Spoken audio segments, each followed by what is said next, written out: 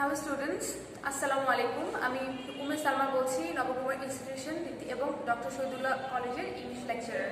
আশা করি তোমরা সবাই ভালো আছো, সুস্থ আছো। আজকে আমি দ্বাদশ শ্রেণীর ক্লাস নেব সিং কম্প্রিহেনশনের উপর।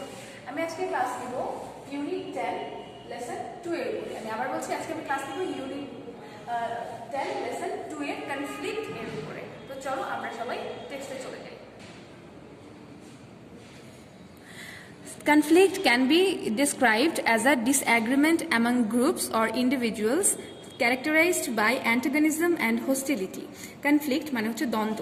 দ্বন্দ্বকে আমরা সংজ্ঞায়িত করতে পারি বিভিন্ন ধরনের গ্রুপ অথবা ব্যক্তিবর্গের মধ্যে, অর্থাৎ ব্যক্তিবর্গ এবং বিভিন্ন গ্রুপের মধ্যে মতানৈক্য এবং বিরোধের মাধ্যমে। অর্থাৎ দ্বন্দ্ব বলতে বোঝায় বিভিন্ন ব্যক্তিবর্গ এবং গ্রুপের মধ্যে মতানৈক্য, শত্রুতা এবং বিরোধকে আমরা বুঝি। This is usually fueled by the opposition of one party to another in an attempt to reach an objective different from that of the other party. এটা একটু ভালো করে তোমাদের এই লাইনটা বুঝতে হবে। দেখো, অনেক বড় line.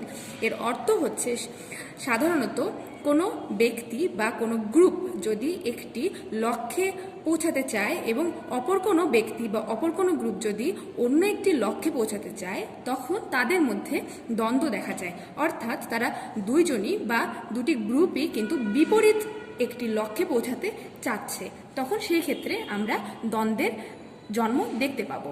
The elements involved in the conflict have varied sets of principles and values, thus allowing a conflict to arise. অর্থাৎ হচ্ছে কনফ্লিক্ট অর্থাৎ দ্বন্দ্ব, এটির মধ্যে বিভিন্ন ধরনের এলিমেন্টস রয়েছে, অর্থাৎ উপাদান রয়েছে। সেই উপাদানগুলো হচ্ছে বিভিন্ন ধরনের ভ্যালুস, অর্থাৎ মূল্যবোধ এবং রীতিনীতি।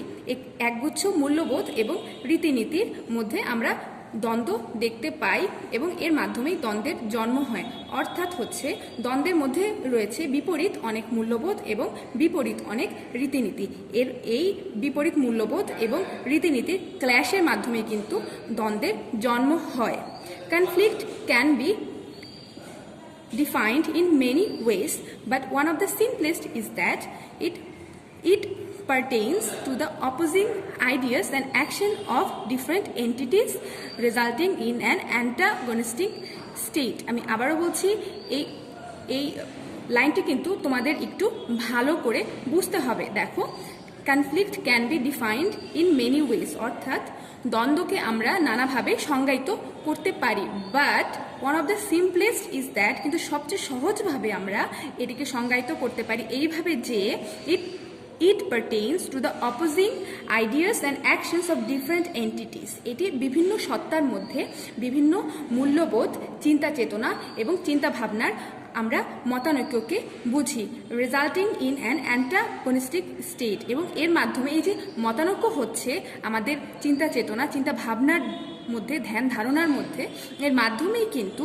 একটি বৈরী পরিবেশের বা বৈরী অবস্থার জন্ম দেয় এবং এভাবেই দ্বন্দ্বের সৃষ্টি হয়। Conflict is an inevitable part of life. দ্বন্দ্ব আমাদের জীবনের একটি অবিচ্ছেদ্য অংশ। All of us poses our own opinions, ideas and sets of believes. আমাদের সবারই রয়েছে কিছু নিজস্ব মতামত, ধ্যান ধারণা এবং একগুচ্ছ বিশ্বাস। We have our own ways of looking at things. আমরা নিজেরা নিজেদের মতো করে বিভিন্ন জিনিস দেখি এবং ভাবি। And we act according to what we think is proper. এবং আমরা নিজেরা যেভাবে ভাবি সেভাবেই কিন্তু আমরা কাজ করার চেষ্টা করি। হেন্স, তাই we often find ourselves in conflict in different scenarios. এ কারণেই আমরা মাঝে মাঝে নিজেদেরকে বিভিন্ন ধরনের দ্বন্দ্বের মধ্যে পাই বিভিন্ন পরিস্থিতিতে। It may involve other individuals, groups of people or a struggle within our own selves. এটি হতে পারে কোনো ব্যক্তিবর্গের সাথে, অথবা এক গুচ্ছ মানুষের সাথে, অথবা কখনো কখনো নিজের সাথে। অর্থাৎ দ্বন্দ্ব বা সংগ্রাম কিন্তু কখনো কখনো নিজের সাথেও হতে পারে, কখনো কখনো অন্য কোনো ব্যক্তির সাথেও হতে পারে, অথবা কখনো কখনো একগুচ্ছ মানুষের সাথেও হতে পারে। Consequently, conflict influences our actions.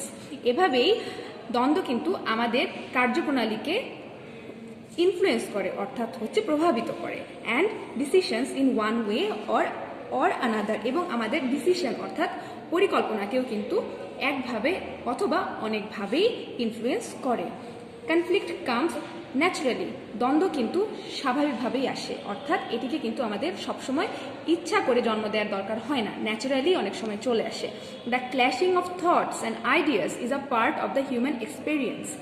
এই যে আমাদের বিভিন্ন চিন্তাধারা এর মধ্যে যে দ্বন্দ্ব হয়, এটি কিন্তু আমাদের মানব জীবনের বা মানব অভিজ্ঞতারই একটি অংশ। It is true that it can be destructive if left uncontrolled. এটা সত্য যে যদি আমরা দ্বন্দ্বকে কন্ট্রোল করতে না পারি তাহলে কিন্তু সেটা মারাত্মক আকার ধারণ করতে পারে, অর্থাৎ সেটা কিন্তু অনেক ধ্বংসাত্মক হতে পারে। However, it shouldn't be seen as something that can only cause negative things to ট্রান্সপায়ার। যদিও আমাদের কখনোই দ্বন্দ্বকে এমনভাবে ট্রিট করা বা ধরা উচিত না যে দ্বন্দ্ব শুধুমাত্র নেগেটিভ বা নেতিবাচক জিনিসই জন্ম দেয়, অর্থাৎ দ্বন্দ্ব কিন্তু সবসময় নেতিবাচক নয়, দ্বন্দ্ব কিন্তু কখনো কখনো পজিটিভও হতে পারে। সেটি তোমরা কিন্তু এখন দেখবে যে দ্বন্দ্ব কখন পজিটিভ হয়। It is a way to come up with more meaningful realisations that can certainly be helpful to the individuals involved. দ্বন্দ্ব কিন্তু কখনো কখনো যারা দ্বন্দ্বে জড়িত বা দ্বন্দ্বে যুক্ত তাদের মধ্যে একটা রিয়েলাইজেশনের জন্ম দেয়, অর্থাৎ অর্থপূর্ণ উপলব্ধির জন্ম দেয় যে তারা কেমন, তাদের মানসিকতা কেমন, তাদের কেমন হওয়া উচিত এবং তারা মানসিকভাবে অন্যদেরকে কিভাবে ট্রিট করা উচিত। অর্থাৎ কখনো কখনো দ্বন্দ্ব আমাদের আত্ম উপলব্ধি যোগায়। Conflict can be seen as an opportunity for learning and understanding our differences. দ্বন্দ্ব কিন্তু একটি অনেক বড় সুযোগ শেখার এবং জানার জন্য। কি শেখার এবং জানার জন্য? নিজেদের মধ্যে পার্থক্য, অর্থাৎ আমাদের সবার মধ্যে কিছু পার্থক্য বিদ্যমান। আমরা কিন্তু একজন আরেকজনের থেকে সবসময় অল্প অথবা কিছুটা বেশি, কখনো কখনো অল্প, কখনো কখনো বেশি পার্থক্য পরিলক্ষিত করি, অর্থাৎ আমরা ডিফারেন্ট, সেটাই কিন্তু আমাদের দ্বন্দ্ব শিখায়। We can all live harmoniously despite conflicts as long as we know how to responsibly manage these struggles. আমরা সবাই কিন্তু অনেক সুখে শান্তিতে বা অনেক হারমোনিয়াসলি আমরা কিন্তু সমাজে বসবাস করতে পারি, যদিও আমরা কিন্তু দ্বন্দ্বের সাথেই অনেক সুখে শান্তিতে বা অনেক হারমোনিয়াসলি বসবাস করতে পারি। কিভাবে পারি? আমরা যদি এই দ্বন্দ্বকে আমরা ম্যানেজ করে বা হ্যান্ডেল করে আমরা বসবাস করতে পারি, অর্থাৎ দ্বন্দ্বকে নিয়েই কিন্তু আমরা সমাজে অনেক ভালোভাবে বাস করতে পারি যদি আমরা দ্বন্দ্বকে নিজেদের মতো করে ম্যানেজ করতে পারি। তো এখন চলো আমরা বোর্ডে চলে যাই, বোর্ডে গিয়ে আমরা কোয়েশ্চেন আনসার এবং চুজ দ্য বেস্ট আনসার দেখব। তো চলো আমরা এখন চলে যাব চুজ দ্য বেস্ট আনসার।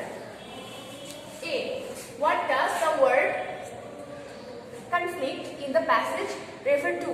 এই যে আমরা পড়লাম প্যাসেজটা, এই প্যাসেজে দ্বন্দ্ব বলতে কি বোঝানো হয়েছে? নাম্বার 1 হারমোনি, সম্প্রীতি। নাম্বার 2 অ্যাকর্ড, এটা মানে সম্প্রীতি। নাম্বার 3 অ্যাগ্রিমেন্ট, চুক্তি বা সম্মতি। নাম্বার 4 ডিসঅ্যাগ্রিমেন্ট, এটি হচ্ছে অসম্মতি। আমরা জানি দ্বন্দ্ব তখনই হয় যখন কোনো ব্যক্তিবর্গ বা কোনো গ্রুপের মানুষের মধ্যে মতের অমিল হয়, মানে অসম্মতি হয়, মতানৈক্য হয়, তার মানে এটি হবে হচ্ছে ডিসঅ্যাগ্রিমেন্ট, অসম্মতি। বিতে চলে যাই, হোয়াট ডাজ কনফ্লিক্ট ইনফ্লুয়েন্স? দ্বন্দ্ব কি প্রভাবিত করে? নাম্বার 1 আওয়ার ডিসিশনস, আমাদের মতামত বা আমাদের ডিসিশন পরিকল্পনা। আওয়ার অ্যাকশনস, আমাদের কার্যাবলী। বোথ 1 and 2, 1 এবং 2 দুটি।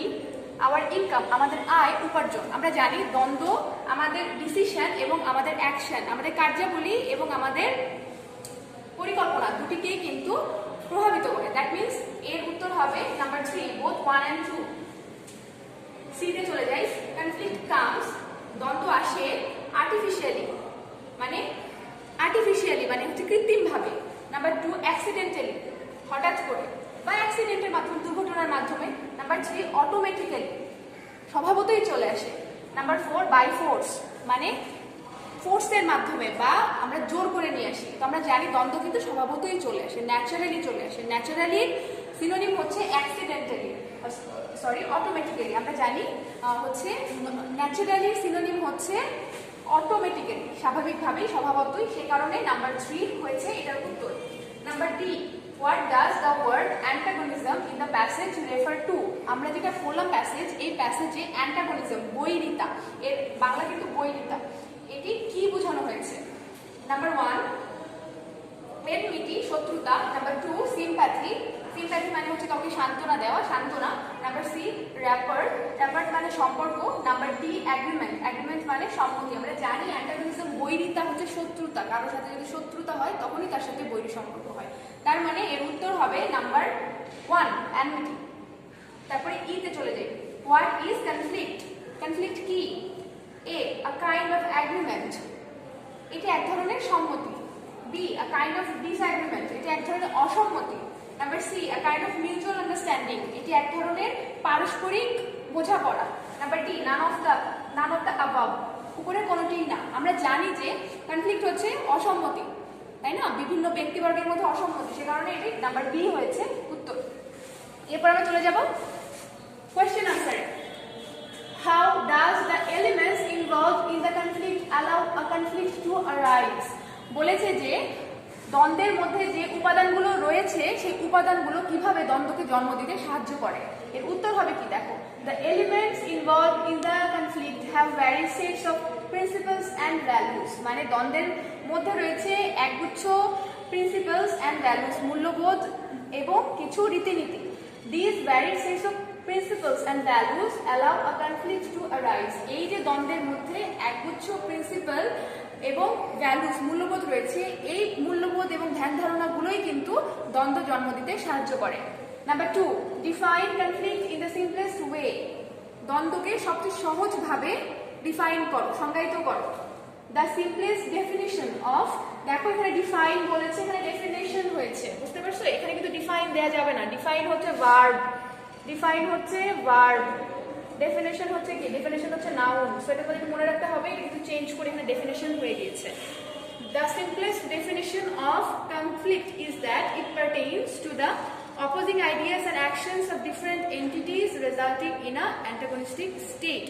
বলেছে যে কনফ্লিক্টের সবচেয়ে সহজ সংজ্ঞা হচ্ছে it pertains to the opposing ideas and actions of different entities, বিভিন্ন সত্তার মধ্যে যে পরস্পর বিপরীত ধর্মী যে ধ্যান ধারণা, মূল্যবোধ এবং কার্যাবলী, এর মাধ্যমে কিন্তু আমরা দ্বন্দ্বের জন্ম পাই, বা আমরা এভাবেই কিন্তু দ্বন্দ্বকে আমরা পাই, resulting in an antagonistic state. এবং এই যে বিপরীত ধ্যান ধারণা, মূল্যবোধ, এই সবের কারণেই দ্বন্দ্বের জন্ম হয় এবং বিভিন্ন বৈরী অবস্থার, অ্যান্টাগনিস্টিক স্টেট, বৈরী পরিবেশ বা অবস্থার জন্ম হয়।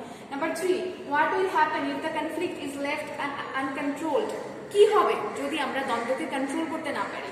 এটার উত্তর হবে কি, if the conflict is left uncontrolled it will become destructive.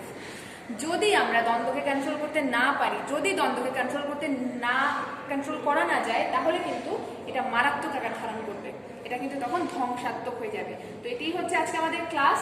আমি তোমাদের একটু কিছু ব্যাপারে ক্ল্যারিফাই করি, সেটি হচ্ছে যে এটি কিন্তু একটু কঠিন টেক্সট। এর আগে যে টেক্সটগুলো, যে সিনগুলো তোমাদেরকে করানো হয়েছে, সিন কম্প্রিহেনশনগুলো, সেগুলো কিন্তু আমার কাছে মনে হয়েছে কম্পারেটিভলি একটু সহজ ছিল। এটি কিন্তু এখানকার ওয়ার্ডগুলো তোমরা একটু খেয়াল করো, antagonistic, principles, accord, disagreement, conflict, মানে এই ওয়ার্ডগুলো কিন্তু একটু কঠিন। তোমরা কিন্তু এই প্যাসেজের ওয়ার্ডগুলো খুব ভালো করে জানবে, সিনোনিমগুলো জানবে, অ্যান্টোনিমগুলো জানবে, অর্থ জানবে। এই প্যাসেজের ওয়ার্ডের অর্থ যদি তোমরা না জানো, তোমরা কিন্তু কোশ্চেনের আনসার করতে পারবে না, তোমরা কিন্তু ভালোভাবে আনসার করতে পারবে না। সো এই প্যাসেজটা ভালো করে বোঝার জন্য তোমাদের ওয়ার্ডগুলো খুব ভালো করে বুঝতে হবে। তো এটি হচ্ছে আজকের ক্লাস। নেক্সট ক্লাসে আমি তোমাদের অন্য কোনো আইটেম নিয়ে তোমাদেরকে লেকচার দেবো। তোমাদের এক্সাম খুব দ্রুত চলে আসছে, তোমরা যে ক্লাসগুলো হয়েছে সেই ক্লাসগুলো একটু ভালো করে দেখবে, বাসায় খুব ভালো করে স্টাডি করবে। তোমরা সুস্থ থাকো, নিজে সুস্থ থাকো, অন্যদেরকে সুস্থ রাখো, হাত ভালো করে স্যানিটাইজ করো, বাইরে গেলে মাস্ক পরো। এই তো দেখা হবে নেক্সট ক্লাসে। সেই পর্যন্ত ভালো থাকো, সুস্থ থাকো, আল্লাহ হাফেজ।